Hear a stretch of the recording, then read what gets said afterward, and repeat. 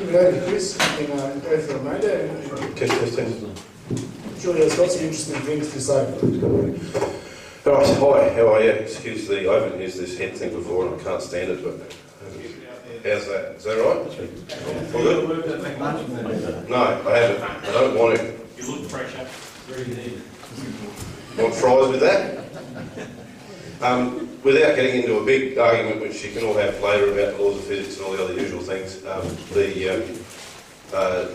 what I do know about Jock is that I spoke to him too, and as did lots of other people trying to glean bits of information out of him. And obviously the first thing is to see whether it works or not and see whether the guy's a crank or not and whatnot. But he was prepared to meet with me and show me the car, and then he apparently, his words were that he'd signed an agreement for use, and that included a non-disclosure, and couldn't talk to me after that, and seemed quite genuine about it. But those were his words, and I don't know beyond that. What I do know about the car is it was splitting the battery bank. All right, there were two separate battery banks, and he was cooling one and heating the other, respectively, and charging one while using the other. And he'd say that most of what he was doing was just basic good quality electrical principles, and that he was sort of exploiting a couple of things that a few people were looking over a little bit. I did a little bit of rudimentary stuff, and I found that, that there were certainly some things in there worth having a closer look at. Whether or not he's driving to Sydney or not, I'm not going to comment about it. I think it's a really big fish, but I was going to say, the thing I did find very personally interesting is that I own the Flinders University Investigator 1 electric car, and I spent about 15 years of my life trying to find the car because it just sort of disappeared off the radar. For those of you that don't know what it is, the government at the time asked the university to do a study to see if electric drivetrains, and please feel free to jump in if to see if electric drivetrain vehicles were a viable option, and especially for a South Australian-based automotive industry.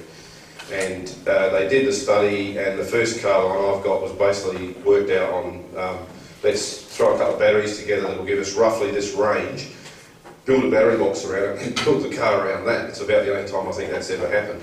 And the end result is this little square thing that looks a little bit like a mini boat, but it's square and squatter. And it's got no engine in the front, and weird things all over it, and a hydrostatic drive on the hubs, and a very, very unique little car. And I actually met one of the, I think he was a research assistant at the time that worked on the project, and that's what started the love of the car for me. And then I tried to find it for years because it was at Birdwood on display, and then disappeared into storage, and then disappeared altogether. And Flinders didn't seem to know where it was, and no one else knew where it was. And anyway, it literally fell into my lap when the collector that had it was looking to move to a smaller house. He's actually got a sister as well, Investigator 2. And I acquired it, and reading the reports, I've got all the documentation for the university reports, and they make me a little bit annoyed because the things that are in there clearly show that these guys were incredibly advanced, and these are quantifiable engineer reports from Flinders University. And the most interesting thing that I found in there that really became an interest was that they have a very unique battery resting system. Instead of running the normal arrangement that we do in EVs with one big battery bank that's under load the whole time, they actually have a daisy chain arrangement with a controller that continuously drops the battery out of circuit and bridges over it, goes on with the rest of the cells, and actually gives that cell a chance to rest. And it keeps doing it, all right? And it's called a battery resting system. And to my knowledge, it's the first time I'd come across it ever. And this is in detail written up, and they it worked spectacularly. So much so that the Investigator 1 has it, Investigator 2 has it, and then the fleet of Bedford vans that they produced, they all had it too. And the short of it is this, and I've personally experimented with this, and it absolutely works. You'll be familiar with it, if your mobile phone is completely flat, you turn it off, leave it for a while, right, and you come back, all of a sudden there's that little bit of charge there. And these guys are exploiting that principle en masse. systematically and getting 20% more range out of that one thing alone. And from what I can ascertain, the temperature management is another significant benefit on top of that. I've only done crude experimenting with it, and I've definitely found some fairly interesting things around pre-cooling the cells prior to charging and whatnot, but that's for someone else to go on with. But Jacques apparently, according to I found his battery supply. The guy was literally selling him the batteries, and he had really strange requirements for these wet cells that he was using, in that he wanted to know clearances between the plates and the filler caps and things like that. And he actually had stem pipes he was putting in there and drawing the fluid out, running them through heat exchangers and bringing them back to the batteries. So there's a lot going on there. And don't forget it's sulfuric acid, so you know it's not a mild piece of work. Anyway, and then I spent a few years trying to get a further conversation, and then finally found someone that knew him, and that's ongoing, I'll say, all right, at this point. So, yeah, big question mark, but there's a couple of things in there, like especially the battery resting, implicitly proven, beyond shadow of a doubt. And these little Flinders cars were incredibly successful in their day. Maybe too successful, and the Bedford vans worked well, and they were ready to do a heap of lasers, and the project got shut down. Anyway, right, on with other things. Any quick questions about that? Just very, very quick. Scroll that article up a bit more. There's stuff at the bottom that looks interesting. Cease to keep down. This is just an interview, mind you. Okay, so it's a journalist. I think I saw something there about recharging. Look, the principle is that he was driving one set of wheels and using the other set to do regen simultaneously. Exactly. All right, which buys you a very big fight with a lot of people very quickly, because they didn't know the fact that he was splitting the battery banks and manipulating the temperatures of the electrolytes. So there's a lot more going on than that. But I still... you know, people make claims, right, but unproven is what I'm basically saying. You know, but there's definitely some things there that he's raised that are worth exploring further. It's incredible that they needed experts to drill holes in the car. Anyone could have done that. Probably journalists, politicians, maybe. No, my question was, when you talk about resting the battery, Yes. does he take and say that, just pick a number, what, 20%, and then he turns that one off, and when it comes back around and being used again, it's automatically like 40%, because it's had a chance to rest and cool down and get a bit more. You'll just get, by resting a battery, you'll get a 20% self-recharge with no manipulation of any kind. Yeah, that's right, and I was pretty amazed that these guys were the first ones, and to my knowledge, the only... Do you know of anyone else that's really gotten their teeth into that? My background is solar racing, and we used to refer to the Volt Ferry. The Volt Ferry? so essentially what the process is, when you discharge the battery, the electrolyte becomes, the concentration through the electrolyte is not uniform. You have depleted concentration around the plate. So if you rest it, then yeah, the concentration becomes more uniform, you get a higher concentration in the plate, and the voltage goes up. Would circulation of the electrolyte have... Circulation. Right, okay, well there you go. There's quantifiably 20% in my experience, all right, and the university reports that I have that were tremendous expense went on this project. Like, it was not a 2-minute thing. These guys operated from 1973, 4 to about 1979. And the full set of documents for all the fleet of cars stands sort of 5 feet tall. All right, these guys were really serious, and the job that they did, and if you see the motor, all the motors were custom made from scratch. They did everything from scratch. And the motor out of the Bedford van is just a thing to behold. Sorry, I've only got a picture of it on my phone to show you, but it sort of looks like a Holden 6 to the quick glance, because it's even got an air filter on it. The air filter just filters the air that comes in to cool all of the stators in. But this thing was, it was $125,000 to fabricate each one at that time in 1977. Was that the printed circuit motor? They changed the design a bit a few times, and that particular one I haven't seen what their variations are inside. My one and her sister both had the printed circuit pancake motors. Mine ran a single pancake motor onto a variable volume displacement hydraulic pump, electronically governed, which tied to the electronic throttle, which drove custom designed hydrostatic drive hubs on each wheel at the back. And the reason they did all that was to get rid of uni-joints, diffs and everything, and see how much advantage. They found that it wasn't enough. So in the second series, they just went to conventional drivetrain and got deeper into battery resting and battery chemistry. The battery thing's interesting. We had a guy give us a talk on the Prius. Apparently there were 3 different models, and the third one's not available in Australia, but he imported one. Yeah. And he found the major battery in the car has not been changed, and that's okay. Yep.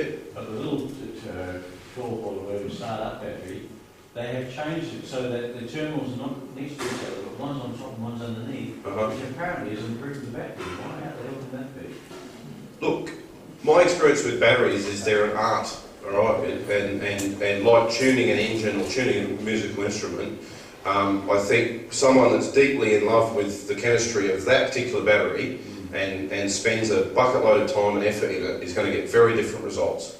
I don't want to go into some of the things I know because they get too heated, but I've had very lengthy conversations with someone from a battery manufacturing background, 20 years experience, and if anyone knows what life engineering means, all right, it's big business is always about one thing ultimately, all right. And this gentleman, when he worked there initially, they used to hand make their cells, and all the employees were still running that cell in their car 12 years down the track, and they were working quite nicely, all right. Well, it's not very good for disposability, yeah. So what I'm sort of getting at is if you go back to the bare bones and look and build and, but the chemistry keeps changing. Lithium is so light and powerful and wonderful and recyclable now, it might not even matter, it's just so good and it just works. And I used to spend a lot of time on the keyboard, just quick, because otherwise we're not going to get through this. Yeah, sure. Because I understood the original idea of the daisy chain using 1, 2, 3, 4, cells was primarily used to control the voltage to the motor and therefore the power and the speed. Battery resting system, my friend. It's written up in the report. Sorry, yeah, I'm just stating what's in the report. Yeah, I got this from the guy that worked on it, I've got the report. Yeah. I've got the original report. So. But that was the major. Oh, okay. Yeah. Well, look, whatever it works. But the battery resting was probably a little bonus on top of that. The primary reason for that was as a control system, because this is in the days before you had decent switching. Yeah. Look, let's not. Yeah. Right. We're not going to get time otherwise. Sorry, I don't mean to be rude, but we'll go through it afterwards. All right. Okay. Rightio. Okay. Anybody here got a power bill that they don't like on their home? Right. Any AGL employees? Please leave. As you won't like what you're about to hear. Look, I've had most of my life, like a lot of people, fairly interested in energy efficient homes, energy efficient cars and all that kind of stuff, and then with that comes solar and wind and all these other things. And you're always looking for better things and other bits of the puzzle that you miss. And I'm a flight engineer by trade, and everything we ever did was always about finding little ways to tweak things, all right? Clever guy found a way to change the nod on a jet engine and got about 10% advantage just out of that, right? It was called the pod nod mod, right? And it made tens of thousands of litres of difference. And you sort of get into that mode of thinking, of seeing everything in your physics and going, well, if I did this and I did that, and I da-da-da, and making it more robust as well and less complicated bits to go wrong, because especially in aircraft, it's very hard to call the RAA. We found that when you get there, the client. And anyway, but I then went on and actually worked for a very large PV company for a while and sold a lot of PV and a lot of solar hot water, and became pretty concerned about a lot of the feedback we got from the clients about it, and also just the dollar figure. about a lot of the jobs we were doing. This was earlier days, the price has come down a bit since. But especially things like the hot water, like boosting its guts out all through winter and burning elements and just general thermal losses through it. And the PV, the fact that in the middle of summer, its efficiency just drops off with Australian conditions.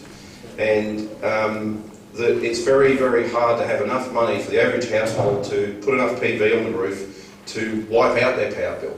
Or if you're in a place where you need a RAPS system, you've got $15,000 worth of battery or $10,000 worth of battery,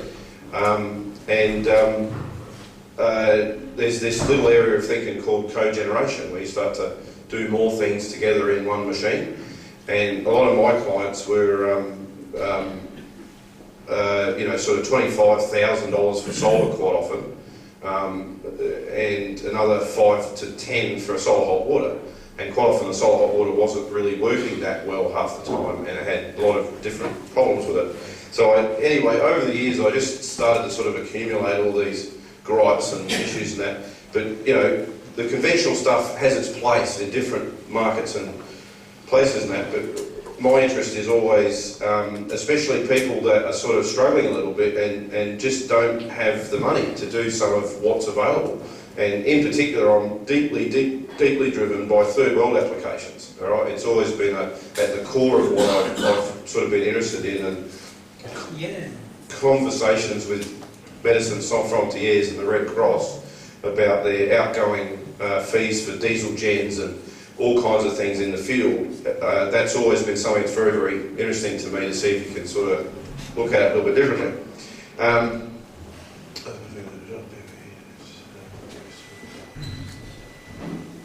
We're floating. Right.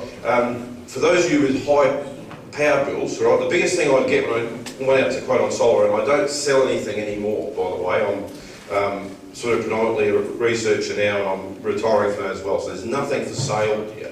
All right. The thing I get all the time was that the home's just not efficient. The home's really, really badly leaking energy. All right. There's summertime there's energy leaking in, wintertime there's energy leaking out in bucket loads. The hot water service isn't anywhere near as good as it could be. The appliances aren't quite right. Clients don't know how to use the appliances quite right. And worst of all, they don't know where the darn power's going. They get this really big brickbat. And I go in there, and usually the man in the house would already have his bills out, and he'd go, right, I need an X kilowatt system. And I'd sit there and I'd go, okay, you're sitting down, and I'd give him the price, and it would be 50,000 at the time or something, and he'd just have a coronary. Because before that he didn't want to know anything about energy efficiency, energy auditing and all these other boring things, and then after that he'd start to listen a little bit.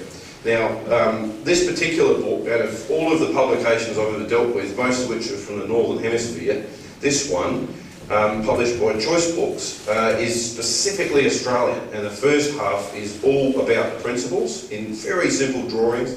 And the second half is 126 properties around Australia that are all relevant to us for our climatic conditions.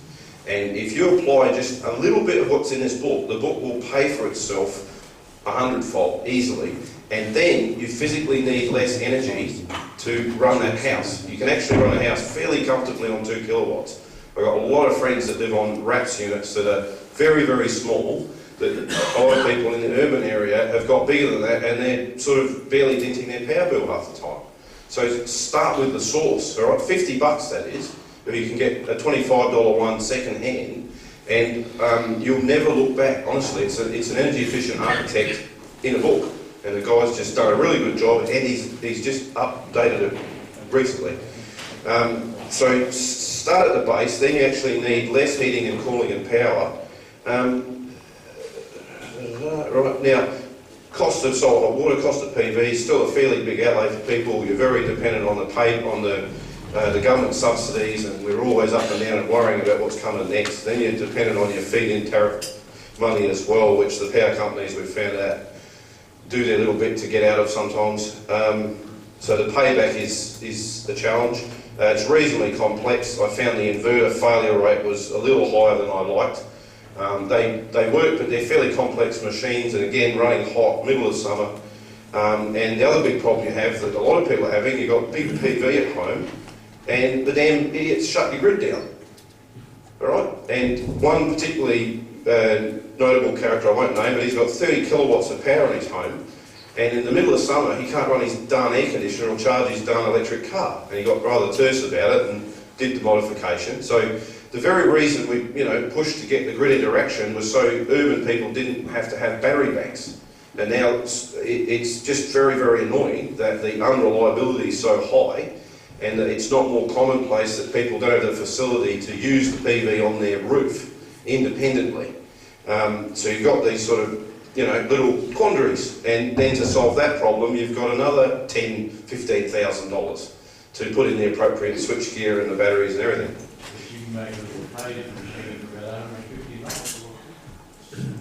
Yeah, I mean, look, it's all doable. I got involved in probably one of the very early ones because, as someone came to me and said, this is rubbish, I want to be able to use my own PV, fair enough, and off we go, But it's just annoying, and for the average person, it's a fairly big outlay with a long payback.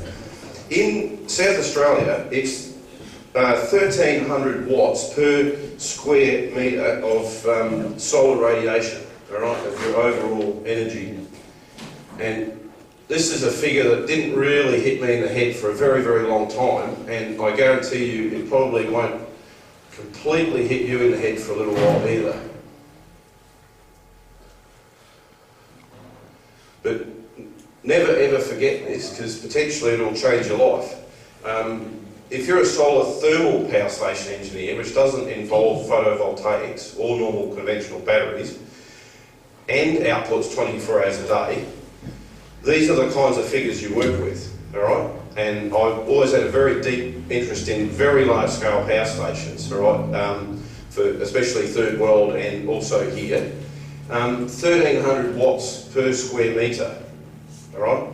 Now, a photovoltaic gets 15 to 20% of that, depending on the heat of the cell, all right?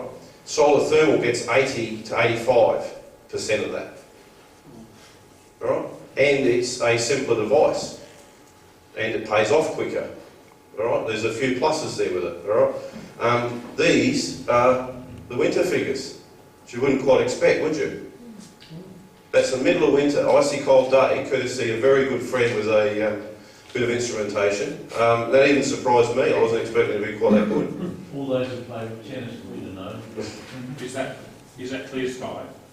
Clear sky. Well, yeah. I mean, it's clear sky or very thin cloud, right? Obviously it comes and goes. Yeah. The interesting thing is in summer, what I'd suggest you do is get your own watt meter. All right, go and do the figures yourself. All right, because you'll be a little bit surprised. I'm being fairly conservative with those figures. All right, but I like to generally just work on 1,000. I do all my calcs at 1,000 just for simplicity. All right, so 10 square metres. All right, what have you got? All right, now I know the average home, if you redesign it a little bit with energy efficient material, you'll run it on 2. Okay, now even a pig ugly inefficient house will run on that. Okay. Now, if solar thermal is able to get around about 80% of that, it's a little bit of a different game to just PV and batteries, isn't it? All right. Now, the biggest thing is people don't, the rudest, crudest version is a metal pipe, all right, with a mirror around it. Okay. And the old days, you put water through there, and then you drive it into a bath of water, okay, you make lots of steam, all right, and then a turbine, which a lot of people get bluffed by, which is a fan in a pipe, basically, all right? That's all it is. I mean, it's really, a little bit prettier than that, but it's a fan in a pipe that drives a generator. It's pretty low-tech stuff, okay?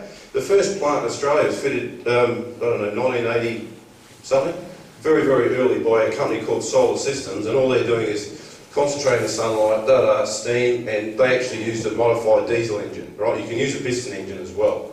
The turbines are just much, much more efficient. And Solar Systems did that one in White Cliffs, and it worked very, very well, but there's a little bit of a lack of interest around this technology for some reason. Now, Origin. Sorry? Origin.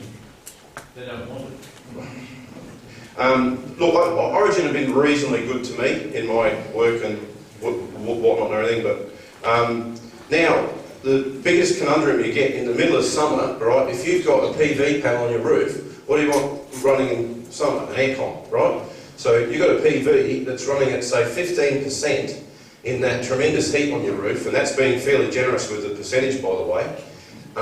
You're then running it through an inverter, and then you're running it into a compressor that drives some gas around in a circle that eventually sucks the heat out of your building. It's a hell of a long-winded process with a lot of bits, isn't it? Well, just hypothetically, what if you just went straight from the sunlight, all right, pretty much through to this phase and cut out half of those bits in between?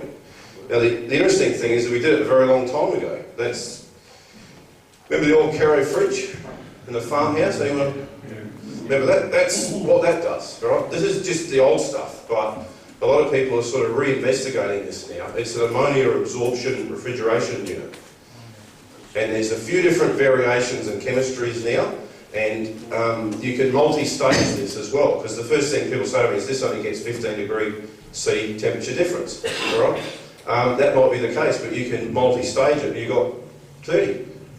All right? This will do everything you want. And there was actually a guy who did a house version of it a very long time ago that I met. Couldn't get a lot of interest.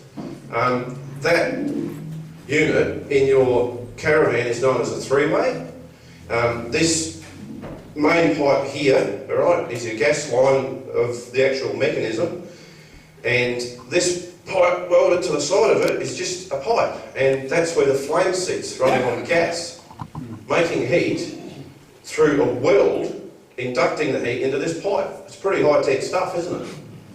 The interesting thing about this is you can literally light a fire under that, and this will produce ice out of a fire. That one there is the 240 volt element. There's a resistive element goes into that pipe, and the other one is 12 volts.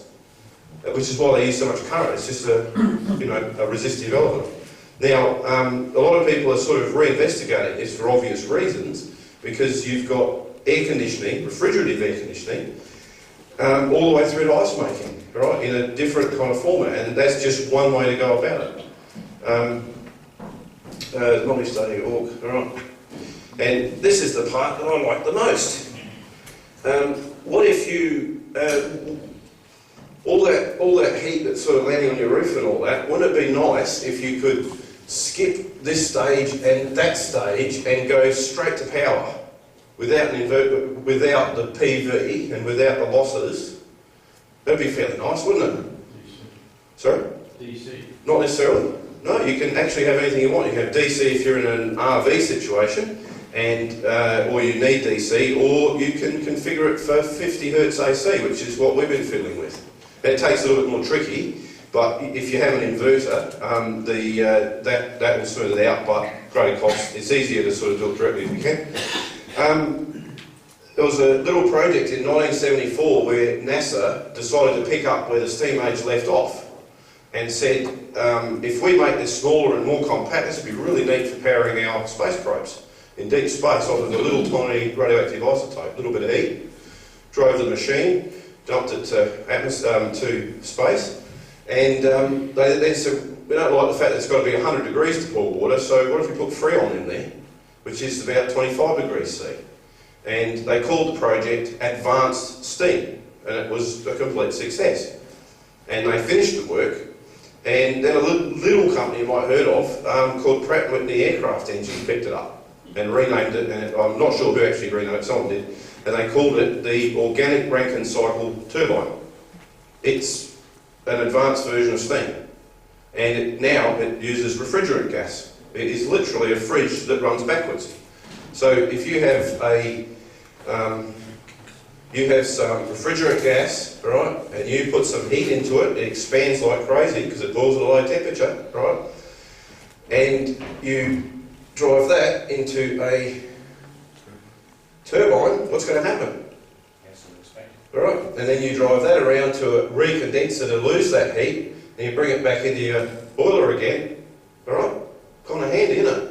And this part here has a power takeoff point that you can put any kind of gen head on you want. Or if you need industrial freezing, -40, you can put an industrial type refrigeration compressor, which is just externally powered by electric motor usually. Looks like a compressor. And It turns out these have been around for a very, very long time, in 50 and 100 kilowatt versions. Very long time, a very successful part of Pratt & Whitney. So much so that Mitsubishi Heavy Industries have just acquired them, and another Italian version, and I became deeply interested in miniaturising that to domestic size, all right, and small wraps. Efficiency? Efficiency from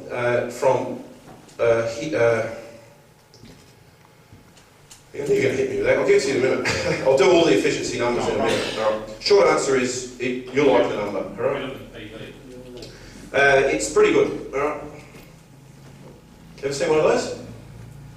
Bet you haven't. Fitting on the end, that's good. Well, yeah. The fitting's just been thrown in there. All right. This is not finished. All right. This belongs to someone in the room who's put a tremendous amount of work into it. He's a very, very bright guy. This end is interestingly non-metallic, and there's a spinning part in there, and that part you can actually put a coil around and generate power directly, straight through the pressure jacket, right? Or you can have magnetic couplings. We've got a self-aligning magnetic coupling, which is kind of handy. How many kilowatts of power do you think that can produce? Sorry? 4? And my phone says it's spinning then. Sorry? 1. 20? 10. About 20k, I think. All right. Depends on the bearings you run with. You go ceramic, magnetic, It's just a bearing issue generally. The actual turbine itself is pretty tough. Anyway, what was the highest bid on the kilowatts? Come on. 10. 6. Better. 10 kilowatts. 1. 10. Yep. 10 kilowatts max. Yeah, that's pretty good, isn't it? Yeah. All right. They can be made in any size. All right. Different kinds of configurations for different applications, but it's called an AUK turbine. All right. Organic Rankine cycle turbine, and it's a modernised version of a steam turbine and miniaturised, courtesy of NASA. Does that use the Tesla disc No, inside? it doesn't, but it can. All right. It's just a turbine. It's a windmill in a pipe.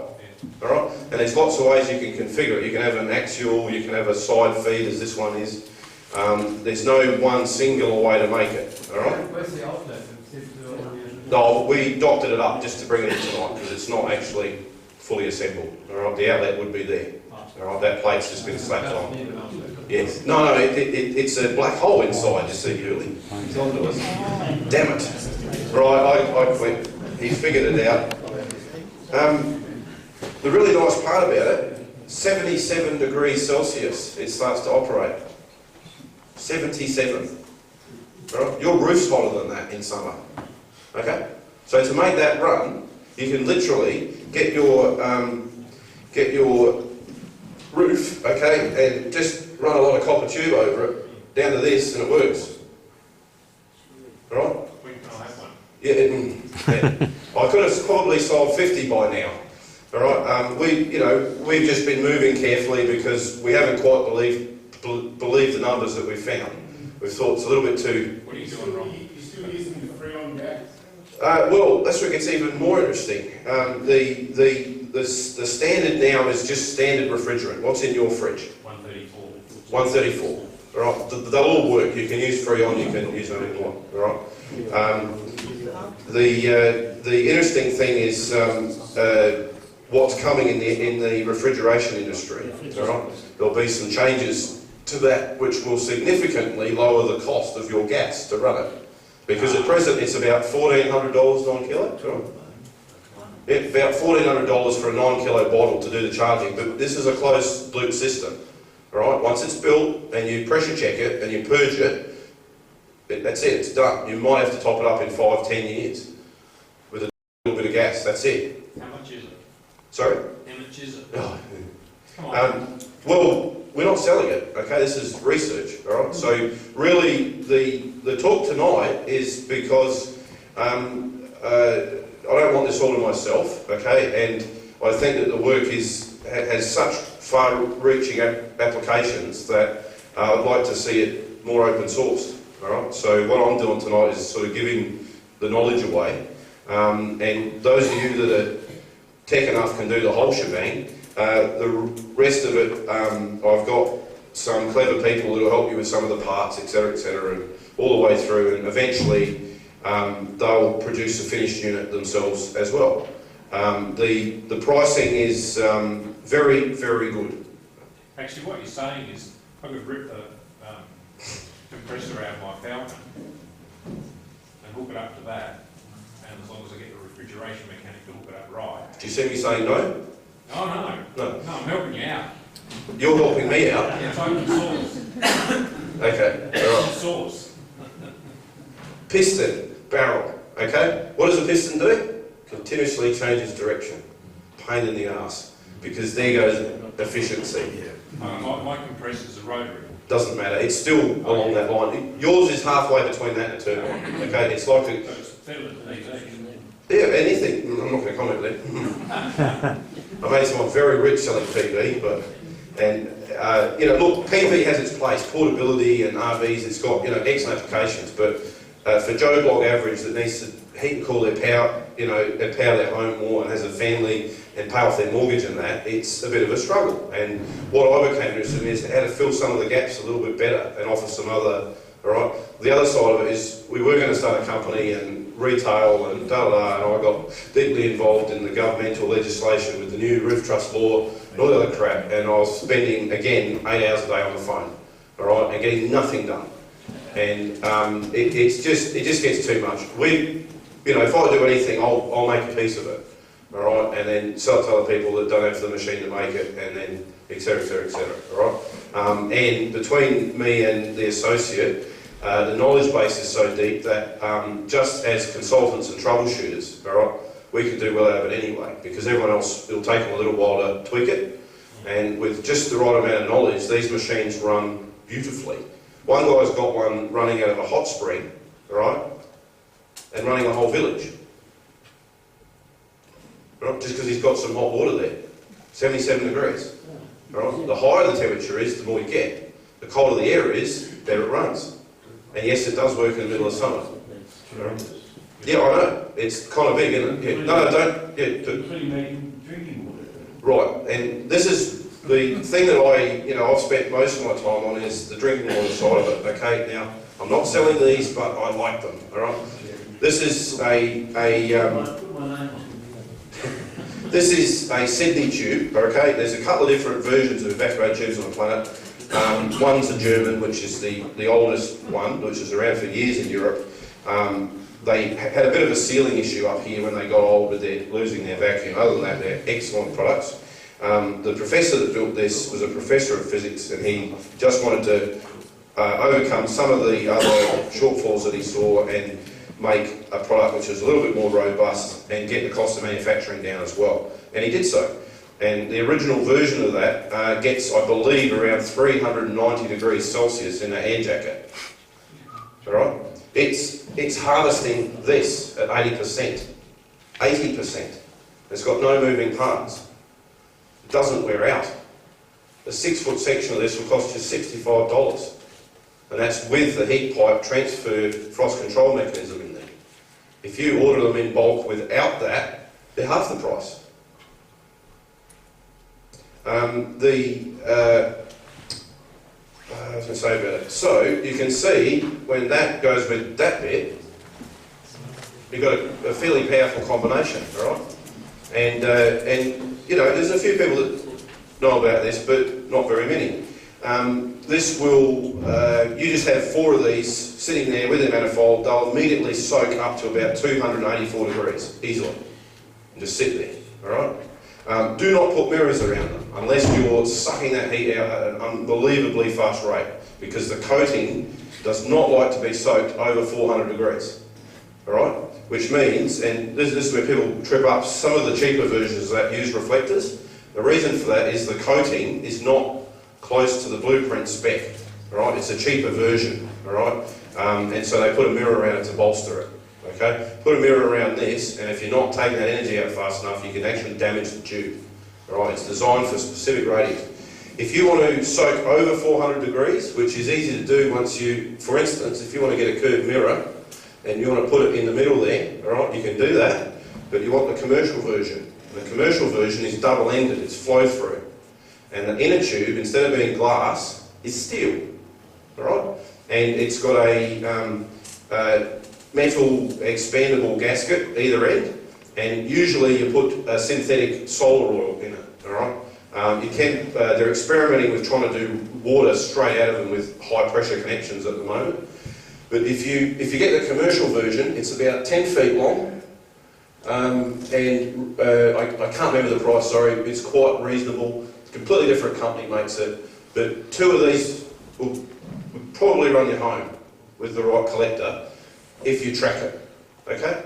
I've seen a couple of prototype similar devices that have never made it to market that were making 2 and 3 kilowatts a piece respectively. All right, and they were 6 foot and 2 foot. 2 of them would run a home.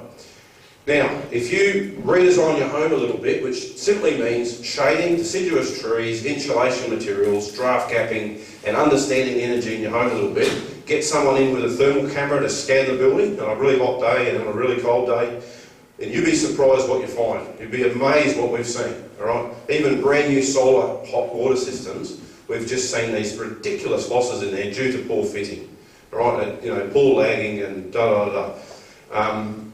You do that, you don't need much energy, okay? And then you work on these kinds of numbers, okay? And then you look at that for your air conditioning. Heating is a no-brainer, isn't it? All right? You can do all your hydronics you want, all right? And in Europe, for years, what have they been doing right through the building? Basically a car radiator, heat exchanger, all right? And they pipe hot water to it. There's your hot water, okay? So you're actually going backwards in technology, but it works. So if you can't dig up your floor or whatever, what we were looking to do was make patch panel heat exchangers that actually fitted into the air duct intake, into your ducted aircon system. So it fits right in the throat before all of the equipment and before the temperature probe, all right? So you dial up 23 degrees in the home, this preheats the air, gets to the temperature probe, says, I don't need to do anything. So you've still got your full serviceable aircon there, it just doesn't run anymore. Right? Summer mode, you pump chilled water through there. Pull the same trick. Okay? And then my associate cleverly is working on a split system patch panel, right? It fits into the front of a split unit to do the same. Now, 1300 watts a square metre, 80% efficiency. If you're doing heating, you've only got a few more percentage points of loss to do heating, all right? To do cooling, the figures I'm not 100% sure yet, but they seem to be coming in at about around about 50%, all right, for cooling. Okay? Very good. They Okay? actually get air conditioners now with their own panel. Yeah, I know who you're talking about, and I don't like it for certain reasons. But Actually, there is a trend now, you've got to have small units throughout the house.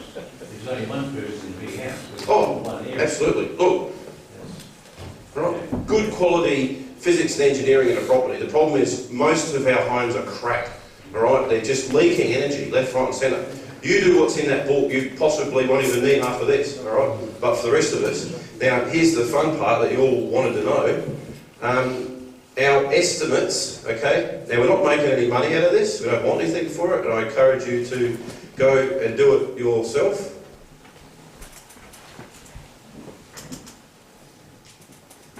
Double that, okay, with a very interesting effect. Your really hot roof in the middle of summer very quickly gets to 100 degrees, right? And your poor old PV system, if I do a graph, right, your PV system and the roof temperature, okay,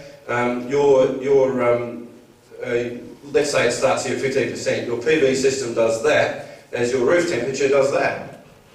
Hello. They hate it, and the resin that they're jacketed in hates it even more. Right? If you've got a cheaper quality panel, the resin doesn't have enough UV protectant in it, it'll eventually turn to gel. All right? The hotter it gets. Solar thermal, all right, has a very interesting performance curve. That's a bit better, isn't it? All right? as long as you've got adequate gradients between heat and cool, the AUK works. Don't think this doesn't work in summer, it works just fine. Alright? And I'm particularly interested in getting that even smaller, alright? Getting it down to 500 watts, 1 kilowatt max, for obvious markets.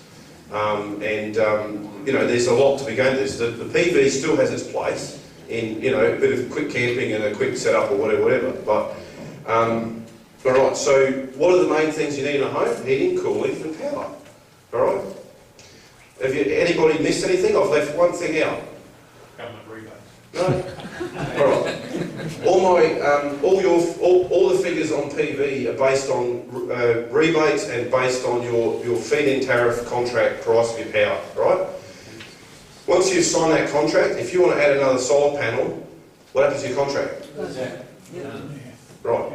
Oh, unless you've pre-selected more. One particular retailer, I used to sell it, so I had to tell people that on a daily basis and break their hearts. And don't forget, you've got to buy another inverter repeatedly, okay? Another inverter. $400 per kilowatt, roughly, it was costing us to invert power to 240. One particular PV retailer, I've looked into his contracts, and the company that's underwriting the contract is so shaky, it's scary. And I really don't like to think what might happen to all those customers. A lot of them are elderly, a lot of them have borrowed money to buy the PV system, and they're totally reliant on those feed-in tariff contracts. All right? And the company that contract is worth is about as solid as quicksand. And it unnerves me. So my favourite is no subsidies, raw data payoff periods. When I started in the industry, the payoff period for PV was at least 10 years and above, all right? And that was a hard sell, all right? And then, you know, it's down a lot now. It's down to, 4-ish, depending on what brand or that. You can go lower on paper, but the problem is the system generally breaks at some point and is offline for a while. You cumulatively add that, and payback period is, all right?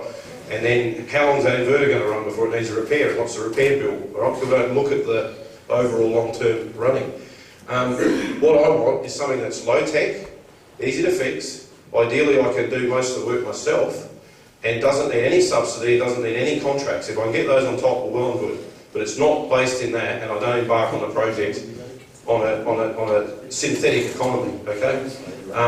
Most of the figures for the payoff on this equipment is 4, all right? On all of it, okay? If you do it all yourself, it could be as low as 2.5 years without any government subsidies at all. Interesting? Fantastic what you're saying. I agree with everything. Can Yep. you just throw this advert across this room with people here, things the same as what you are? The West German government gave rebates to their solar panel residents, Sweetborough Royal.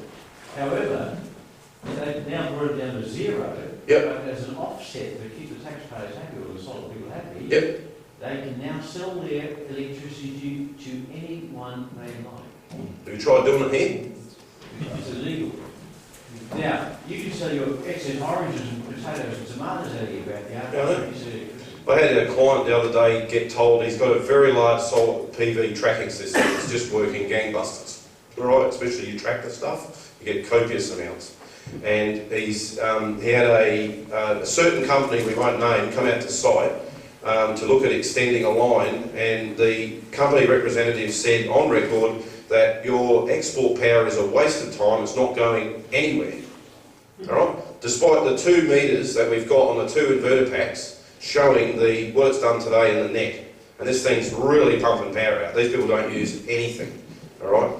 And the guy stood there and he told the client that your export power is only making it to that first pole. Alright? Now that might stand up in a suburban environment, okay, maybe if you had a 1 kilowatt system, right? This guy's in a rural area, he's got 1 neighbour, and the next one is 5 kilometres that way, the other one's about 10 that way. And he's a farmer, he just sort of took it on the chin a little bit and he said, well, that doesn't make sense to me. Wouldn't the power line be glowing red hot? considering that, you know, there's like 26 kilowatts has gone out today so far. Now, the same company, when I worked in the industry, I'd send them out to assess for two-way import-export meters. I was around when, you know, we were still pushing for that stuff, finally got it in, and then it was a new thing. And they go out to site, two of my clients, they told them, you can't have import-export here because you don't have three-phase lines. Right? And the tyranny of other, right? They're a private business, my friends. Okay? They're a private business. I know what you're talking about because they did that to my father, the admission. Alright? You can't, you know, unfortunately, believe anything they say. Right, so, wind up? Yep, I've got... Yes, that's where we're going, right? I was hoping that someone would notice the last missing link. No one's picked it up. What was the name of that? Storing the power. Right.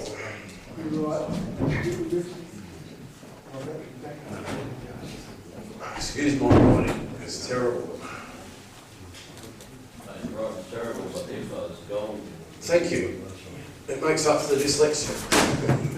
Right, and its full name is that big enough? Yeah. Organic Rankine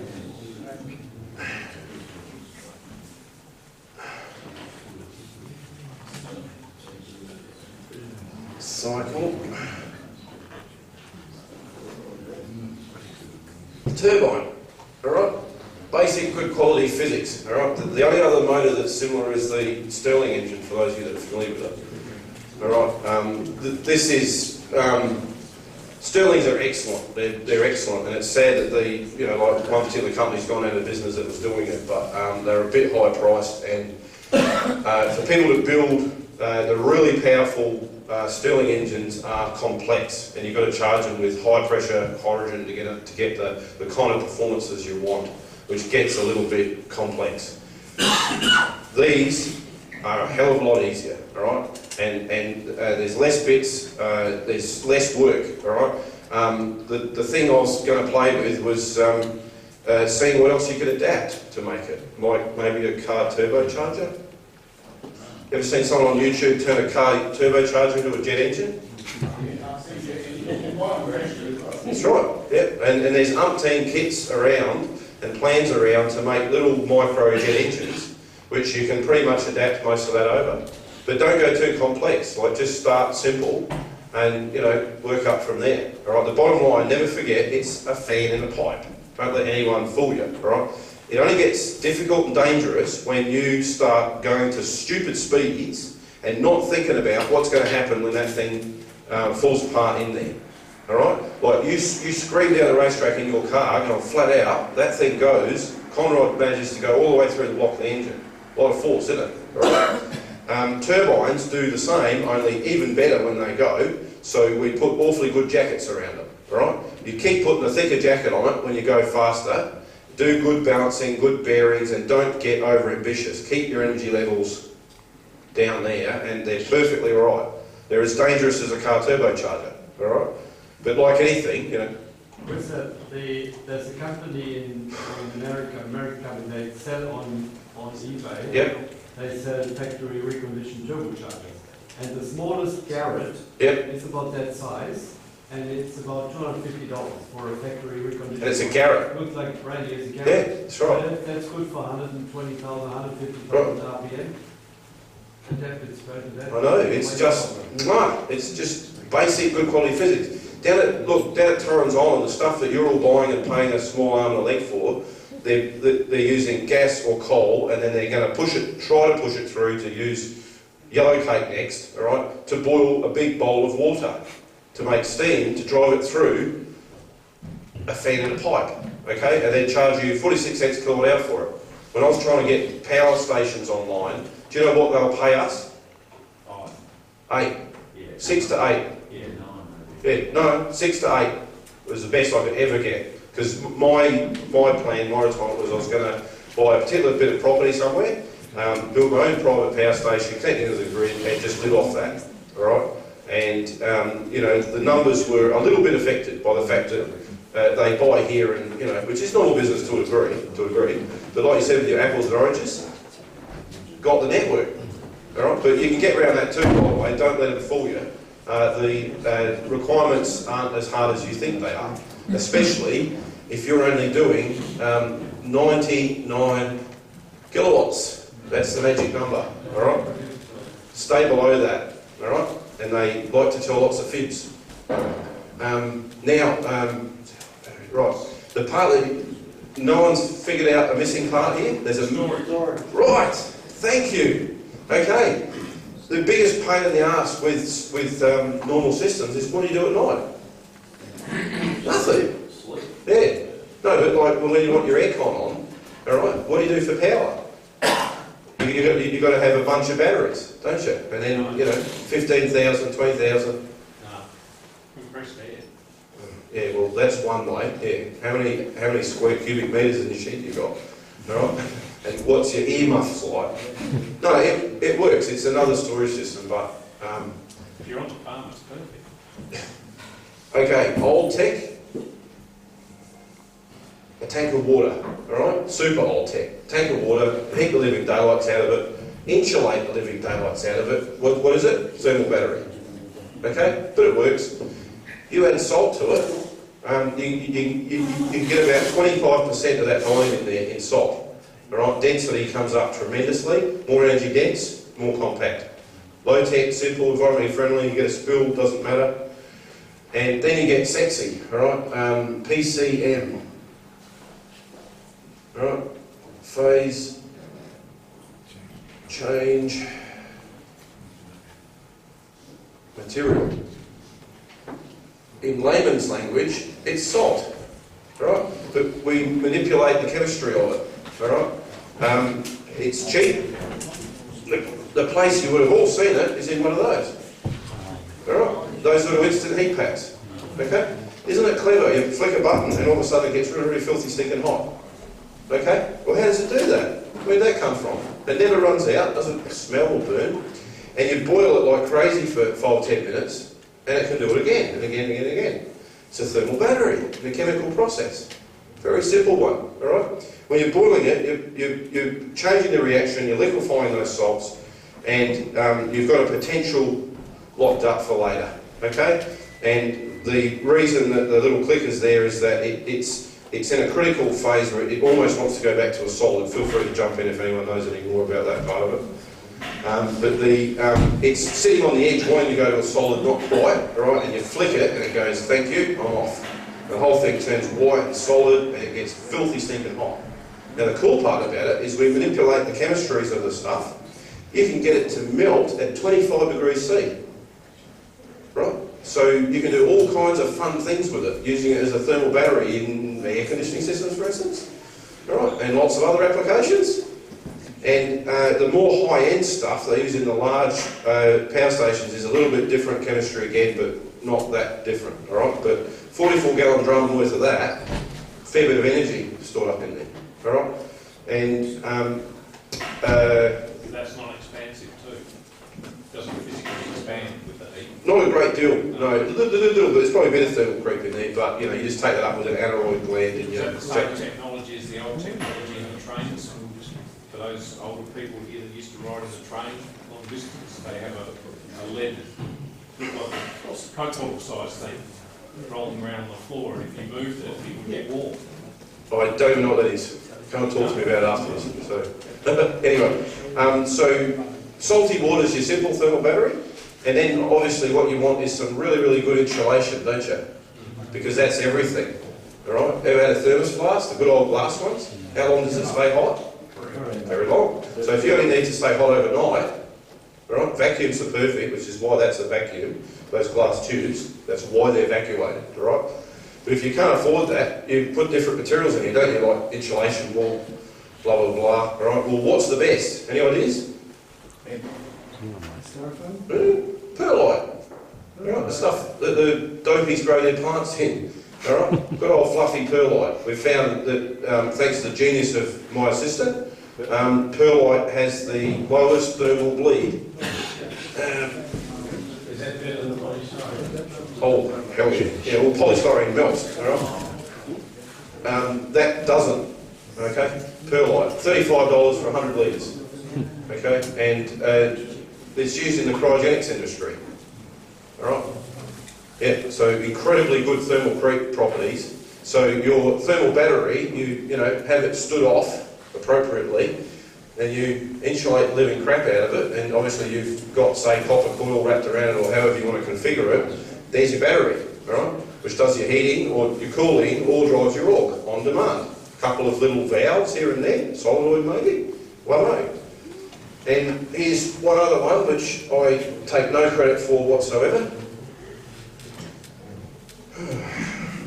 Fly right there, can you see it? Yep. And you all know this substance, and so did I.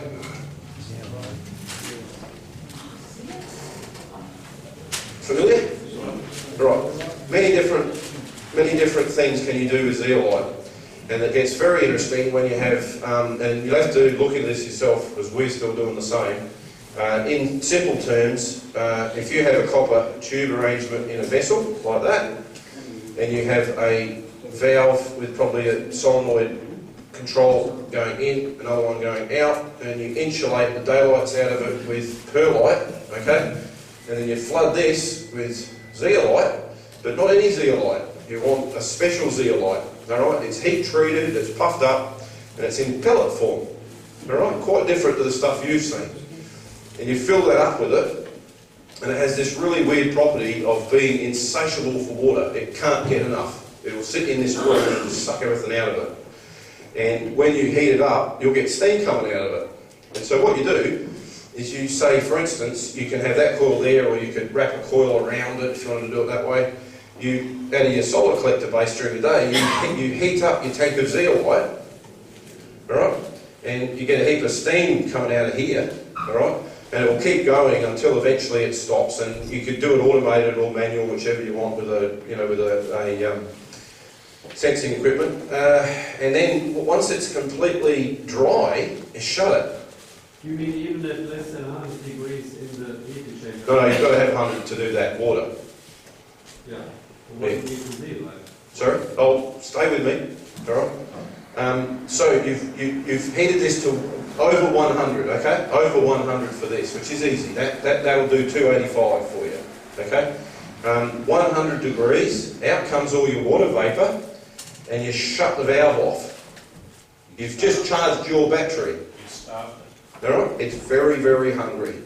It wants a drink. And you've got it super insulated in your perlite, okay? You can actually let it, from what I understand of this so far, you can actually let this cool off to room temperature, and it really doesn't care. It'll sit there for 20 years, provided that valve is good enough. It'll sit there for 20 years, ready to make or release energy, okay? Or, in most cases, you're only going to use it overnight, or maybe over 2 days, about the bulk of it, right? You open valve B, okay, and you let a little bit of water in, all right? The thing just goes nuts and boils, all right? And then you use this line, all right, which might just be connected to an AUX, for instance, and all of a sudden you've got a generator online, running out of something that doesn't even have any moving parts. And this part of it's a bit unfamiliar, I haven't fiddled it yet, but when it's fully discharged, you actually get ice forming down there, which is another interesting side effect that you just might be able to use something for in the middle of summer, all right, depending on how you configure your coils. Not bad, eh? There's an air conditioner and a power generator that's solar powered that runs at midnight until the sun comes up, and it's not very expensive. If you stick with a salty water model, right, it's bang for buck. It's just a snack. All right, it's very simple, it works, but volumetrically fairly big. Phase change salts better again. This looks to be incredible. It's coming out at about 4 times what this can do. All right. I'll leave you to do that. Yeah. Look, it's just a mining mineral product. Yeah, You know. it's easy to get. Alan's giving it away. Yeah. Where's Alan? Where's Alan? So, have I missed anything? All right. Basic human requirements, you know, heating, cooling, power. And my specific interest for this, miniaturised in the third world, a lot more of it. Okay, because the really cool part about your solar collector is because of the temperatures there, you can produce flash desalination like that. You can desalinate salt water, you can purify, one guy I know is making 5 litres a minute of drinking water out of septic water in the third world. All right? He doesn't even have an office in the West, he refuses to have anything to do with us. All right? He only wants to deal with the most desperate people on the planet that can't get a clean drink of water. 5 litres a minute out of those tubes. With no power input either. Interesting. Anyway, do you want me to take a couple of quick questions or we'll just wind it up? I think we got to wind up. Sure. Thank you, sir.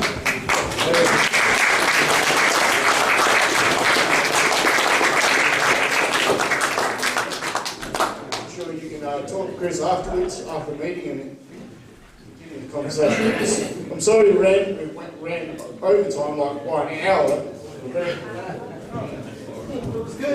I think the committee's not happy with me, but Yes, we are. I hope you enjoy it.